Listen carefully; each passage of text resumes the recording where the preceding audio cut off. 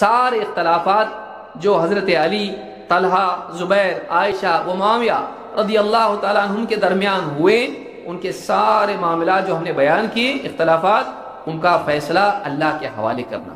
تو کیوں فیصلہ کرنا؟ سلف کا موقف کیا؟ اس پر اتفاق ہے، اللہ کے حوالے کر دو اس کو۔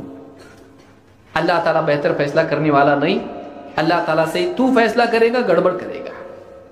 تو اپنی اولاد میں بھی صحیح ڈھنگ سے فیصلہ نہیں کر سکتا، تو صحابہ کے جھگڑوں میں اختلافات میں فیصلہ کر رہا، اپنی اولاد کے بارے میں صحیح فیصلہ نہیں کر سکتا، تو اپنے دو بھائیوں میں صحیح فیصلہ نہیں کر سکتا، تو صحابہ کے حالات جس میں تو موجود نہیں تھے، ان کے معاملات تو نے دیکھے نہیں، جانا نہیں تو نے، تو اپنے طور پر ان کے بارے میں فیصلہ کرنے کے لیے بیٹھ گیا، جو کہ اتنا سیریس معاملہ ہے کہ اگر غلط فیصلہ کر دے، ان کے بارے میں غلط بات تیری زبان سے نکل جائے، من عادى لي وليا فقد آذنته بالحرب۔